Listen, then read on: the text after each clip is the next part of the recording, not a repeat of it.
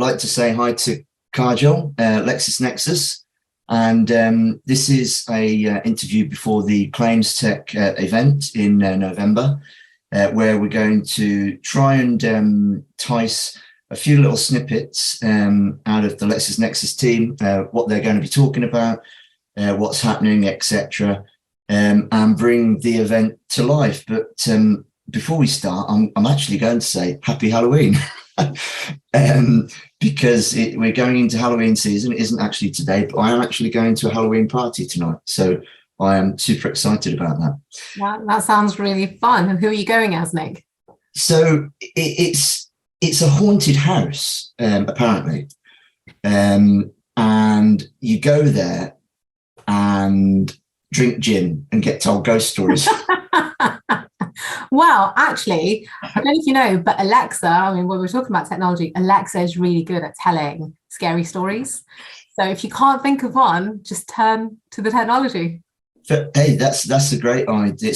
Somebody told me there's a really good podcast at the moment doing the rounds, and it's ghost stories. And I think the conclusion is today or tomorrow. Anyway, without further ado, so let's start then.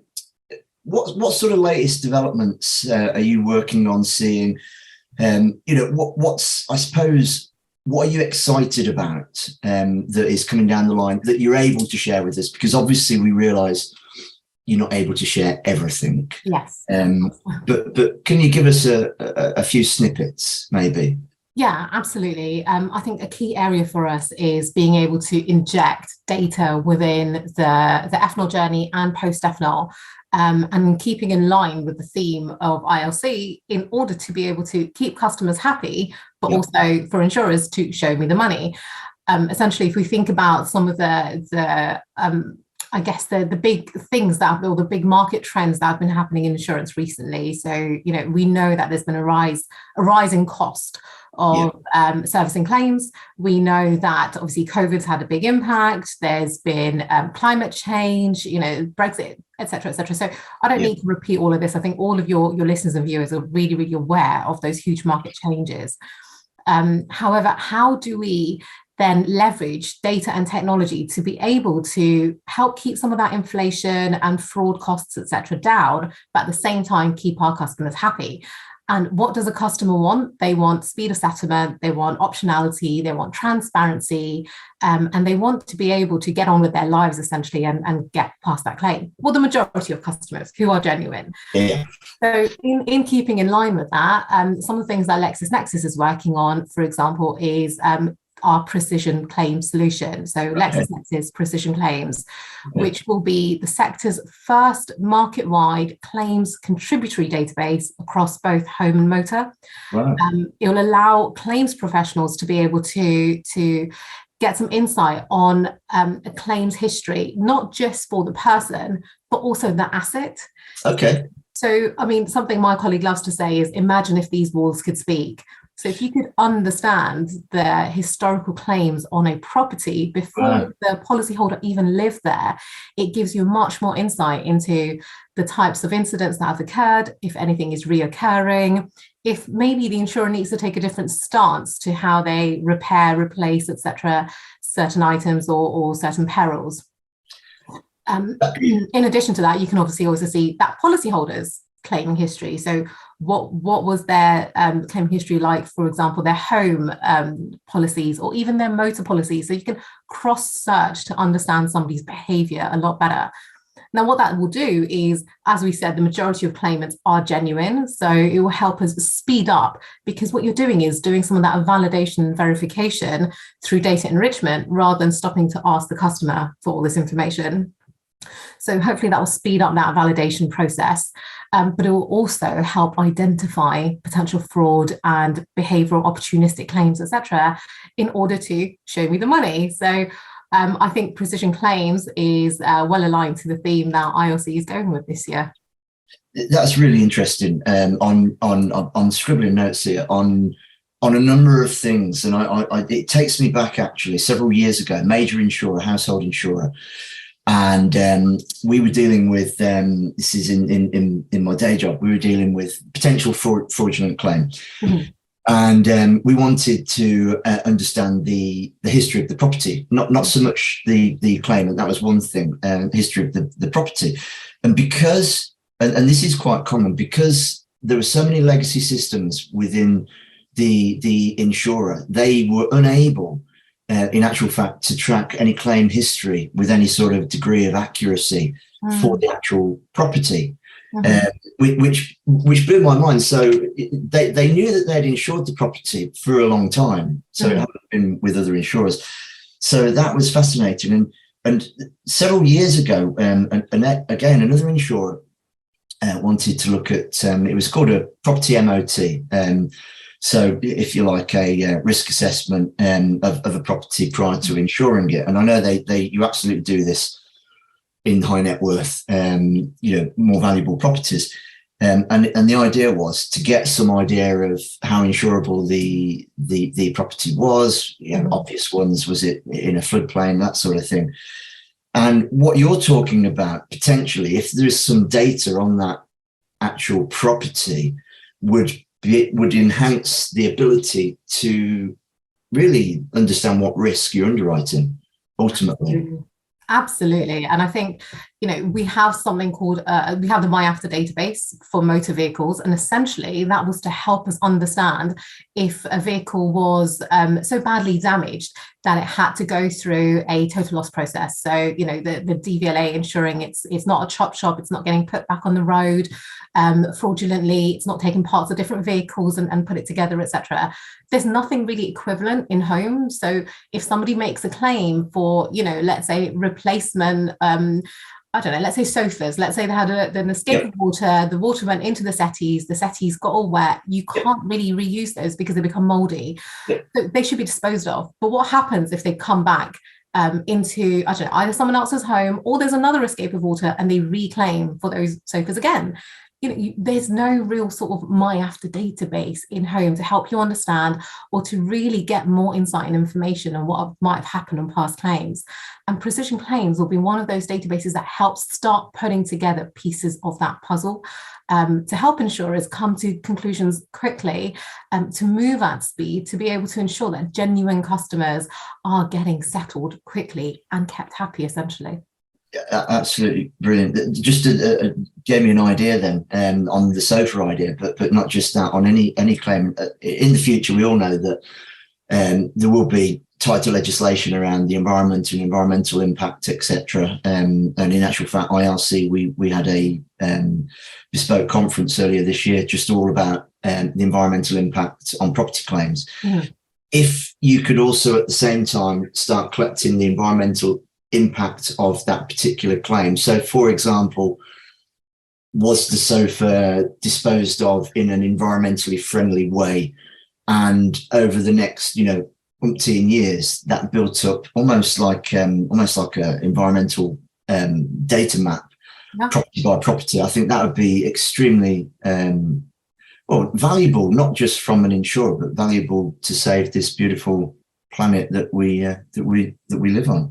Absolutely. And I think sustainability is probably on the agendas of most insurers. I mean, it's definitely on our agenda as well, in terms of the key areas that we're looking at to be able to provide some data enrichment into.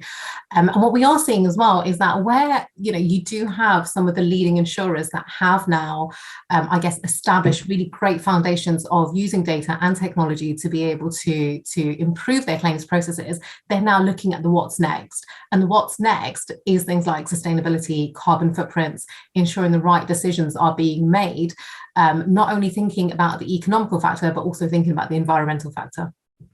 Completely agree. Just on a bit of a light-hearted note, I don't know, there's a really fascinating news program on the TV, and I can't remember what the guy's called, but he basically tracks the history of a property. It goes back in time, 50, 100, 200 years, who lived there, who they were, what their history is. It's really, it's quite fascinating. So let's, conscious of time, and we've got a few things that we'd like to get covered. So you touched on this, and obviously our theme here is happy customers, but from your research, and I know that you do an awful lot of this, what do people being customers want in the new world, in the future world? What are they? You've already actually touched on this, but I'm going to ask the question because it's on my list of questions. Yeah, absolutely. So the CII carried out a public trust index, I think sort of mid of 2022. And what they revealed from their survey was that people actually want their insurer to be like a good butler, quietly working behind the scenes, but they're on hand, responsive and attentive when they need them. And another thing they actually found as well is that speed of claims was, I think, 7th highest priority in what customers want in their claims process back in 2021.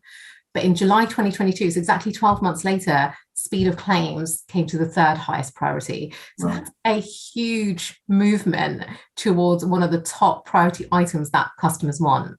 Now, how can you speed up a claim? You know, there's so many elements to a claim for an insurer to kind of really be able to understand the direction they want to take the claim in. And also, if you think about this, the ecosystem, the supplier network. So usually, and you know, maybe not as much in motor as in home, but when a claim is logged, usually then a supplier is instructed to go and kind of take over the management of that claim. So getting the works done, getting the customer back, or at least recommending how the customer gets back into the indemnified position. All of that sort of moving of information and data and getting the supplier to be able to understand as much as they need to make the decisions they need to make on behalf of that insurer, all of that takes time. It takes ages. I mean, in fact, I had to log a claim on Monday, unfortunately, from the storm that happened in London over the weekend. And I've had, I think, 4 conversations. I've done 2 FNOL forms. I've submitted a number of videos and photos, and I've still not had an adjuster come out to have a look at what needs to be done or the next steps agreed on. And I'm on day 5. And so you can imagine if somebody's, you know, had their home damaged, impacted by a storm, they've got water leaking, let's say roof tiles have fallen off, etc. Luckily for me, it was just my garden, so it's not too bad. It doesn't impact how I live at the moment. But if it did, you know, customers are going to be really disappointed in that insurer is not a butler in that sense. You know, they were quietly maybe working away in the background, but when I need you, you're not attentive and you're not responsive and you're not helping me fix the problem that I'm having to live through at the moment. So something that the CII has revealed, and I think generally customers, you know, they expect now automation in almost every aspect of their lives, from, you know, how we eat, ride, shop, everything has moved digital, even to how we consume entertainment has become fully digital, from, you know, movies, music, etc. So automation and digital journeys are now, it is the baseline. It's not even what you need to have to attract customers. It is the baseline of expectations. And I think with climate change, and especially, you know, talking about, for example, my storm damage claim, climate change is going to create this sort of increase in people being impacted, their homes, their livelihoods being impacted by climate change. And I think it's not. I guess they're not asking for too much to have to expect their insurers to be agile in response to that. You know, you knew a storm was coming. There's data. There's enough data available to help you understand there is a storm. It's in these locations. This is the book of business you have in that location. How could you help potentially prevent some of that? How could you have notified your customers? How could you have made them aware to maybe even mitigate some of the losses? So I think there's enough data available at the moment in the industry to help insurers be able to be that good butler, you know, working away quietly in the background, being attentive, being responsive immediately as soon as something's happened. And I think that's what customers want. I couldn't agree more. And I think that's, I think, you know, a big driver on that. And it's quite interesting. Speed has gone to number 3 in the priority list. I think because we now see so many developments in other areas. I mean, one that stands out is how easy it is to send a parcel anywhere and track it. And I know that everybody uses that analogy, but there's lots of other ones that you touched on. But I mean, I know that depends who the insurer is, but some insurers will have tracked that storm, will have looked at their book and determined, had an algorithm that would calculate that there would be about 150 properties that would be affected, what that means is that, for example, the storm hits on a Saturday. That means on Sunday, we need to have adjusters on overtime ready to go and deal with that 150. And if it's not 150 by, the end of the day, then, but we've been, like you say, the butler, that's great, by the way. I've written that down. I've not heard that one. Absolutely love that. A good butler might be stood there all day with nothing to do, waiting to do something. And I think that's a really excellent description of how an insurer should operate. This links in actually to the next question. And again, you've touched on this, and it's something that is in my day job, a real challenge actually. Technology impacts on supply chain and how we can use technology to please customers. I mean, before you go into that, what I would say is that certainly in the claims space, supply chain, dare I say it, gets a rough ride, for not doing what they need to be doing. And the analogy that I often use is that if the insurers aren't sharing with the supply chain the data that they've got and they can utilize in order for the supply chain to very, very simple, ensure that they've got enough building property damage surveyors that can be dispatched within a reasonable SLA to have a look and assess damage, etc., then they're always sort of running their businesses a little bit blind. Yes. And that there's two problems there. One is that you actually go too far with your overhead and resources, and you end up, financially not in a strong position. And I've seen that. And the other one is, using your example, you actually don't have the resources to service that customer. So what's your view on how technology really can support, enhance, improve supply chains, and ultimately how that will make customers happy? Absolutely. I mean, I think first of all, the as soon as the claim comes through, now that could be to the insurer directly, that could be to the broker, that could be to a TPA. So within that supply chain, etc. First of all, it's all about the decision-making process. So how can we use the right data to ensure we're taking that claim down the correct route, the correct people, the correct experiences and skill sets are being able to handle that claim accordingly. So, if you've got a fatality on a claim, for example, you don't want to give it to one of your newest claims handlers in that don't quite know how to deal with a fatality. And so sometimes with fatality, for example, it might not actually cost as much as, for example, maybe, I don't know, subsidence. Subsidence probably cost you way more than a fatality would, but you need that experience and handling ability for those types of claims. So first of all, it's about being able to streamline key decisions to enable a better claims experience.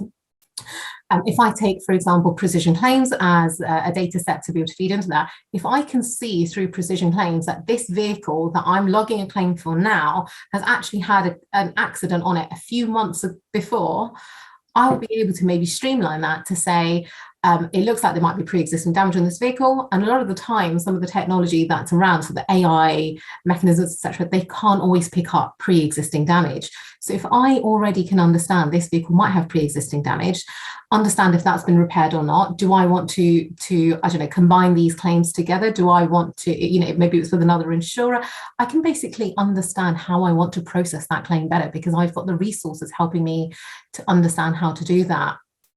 I think, for example, another piece of data that is really valuable is understanding all the fitments on that specific vehicle, not a vehicle of that type. So, I understand that a vehicle of this make, model, year of manufacture, whatever, is around about this value. Therefore, I should repair it or write it off. That gets quite macro level information, but if I can bring that down to micro level information, I can understand the actual fitments on this vehicle, where the collision has occurred, have one of these fitments potentially been damaged, which costs a lot more to repair. Not only that, sometimes it takes specialist skill sets to repair that type of damage. Am I taking this vehicle down the correct route? Is it going to the right repairer? Is it going to a repairer that has the right technology, resources and time to be able to repair this vehicle?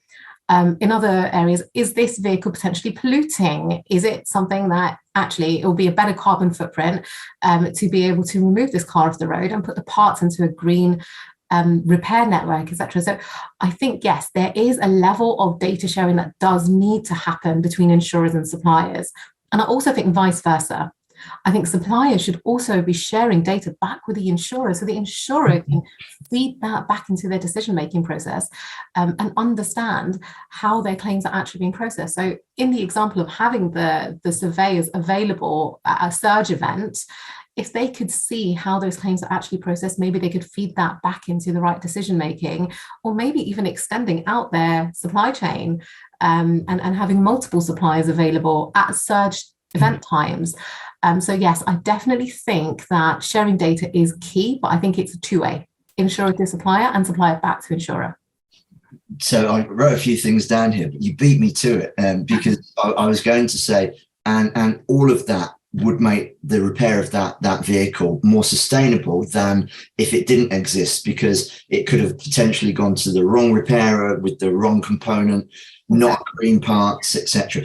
Interestingly, I had lunch 2 weeks ago with the CEO of a business in the green parts space, and it was 2 hours, and we pretty much talked just about data and the value of it, and how, as a green parts network, they saw the value of sharing that data up the line, if you like, with insurers. So watch this space. So I think we're on the same page. Okay, this is something that I think I've even got it on my LinkedIn page. I say collaboration, but partnerships. I think that in any sector, but I think from my experience in the insurance claims sector, probably there's a huge opportunity for more collaboration and more partnerships, be it insurer to data service providers like LexisNexis, supply chain, etc. So from your point of view, what do you see the value of collaboration stroke partnerships, and are there any examples that you're able to share where you see it working? Absolutely. I mean, let's move away from claims for a moment and look at the quoting and buying journey. So historically, or even just a few years ago, maybe sort of 7 or so years ago, when somebody bought an insurance policy, they would then have to take an NCD certificate from their previous insurer and then send it over to their new insurer. There was no collaboration within the marketplace to be able to automate that process, to streamline it. Now, that journey was cumbersome for the policyholder, it was cumbersome for the previous insurer, it was cumbersome for the new insurer. So every person or every element of that journey was, I guess, partaking in inefficient operations to be able to agree an NCD. LexisNexis released our NCD database, where insurers will contribute the NCD into a shared network, and other insurers can then query the NCD from the network. So basically the policyholder has to do nothing in all of this, and the insurers only have to contribute data and then query back. So that whole process became automated, it became much more efficient. You could then utilize the admin staff that were just picking up letters and logging NCDs onto systems to do something else, to actually sell those policies and to actually increase your market share. And we're seeing now that over 90% of the insurance market is using NCD at point of quote. Okay. So that alone goes to show the level of collaboration and what it can do, and how it can basically completely change the way the industry handles a specific process. I think in terms of coming back to claims now, like what we have seen is that the industry was almost crying out for a ability to be able to understand behaviors, understand how people behave with claims across books of business. And we've seen a fantastic response to our launch of LexisNexis Precision Claims, where it not only feeds the pricing journey, where it helps you better price and more accurately price for that customer based on their historic claiming behavior plus the assets historic claiming behavior, but also for claims teams to be able to use that as a data set to gain further insight on that property and on that vehicle that they wouldn't have had otherwise. We're also seeing, for example, the fact that when an insurer is processing claim, most likely in motor, for the first party, you have tons of data because there are several data sets. The underwriting and pricing process also enriches that process with data on the consumer. So, you've got lots of insight on that person themselves. What you don't have insight, though, is on the third parties within that. So when you have a claim come through, if you want to intervene, you want to bring them into your network, well, what do you really know about this person? How much do you know about this person? How can you detect some of that, potentially opportunistic fraud or even organized fraud that might be happening?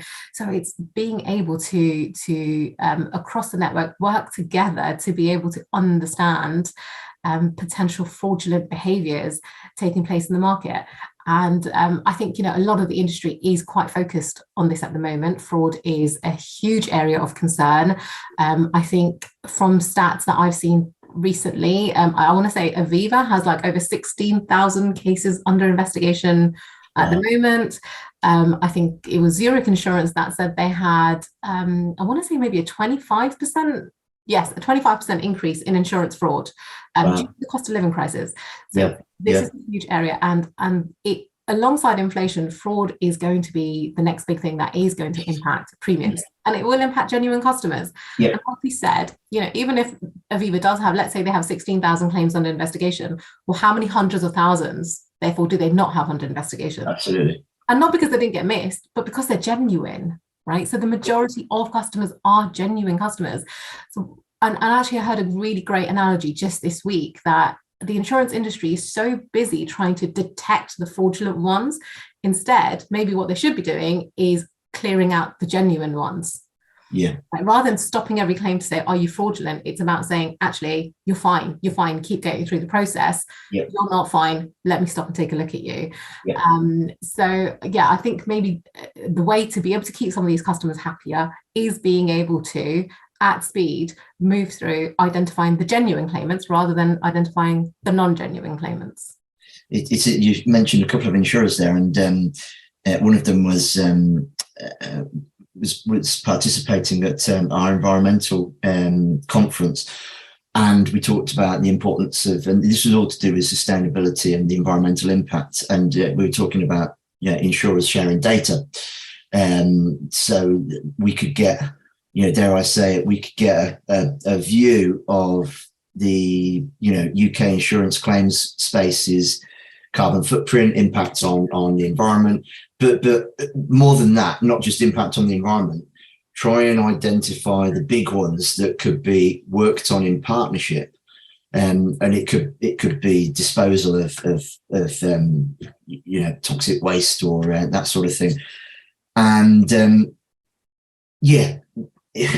will it happen? I don't know, but that leads us onto our final question, actually, and this is sort of a bit of an open book, and it's sort of from your point of view, not only LexisNexis, next steps, key advances, but I've just written a few notes down here. What's exciting you at the moment in claims space? What do you think? Not necessarily a company, but some concepts, some theories. What could be coming down the tracks that could potentially be a bit of a game changer? One of my favourite sayings. What do you think's whiz bang? Any thoughts?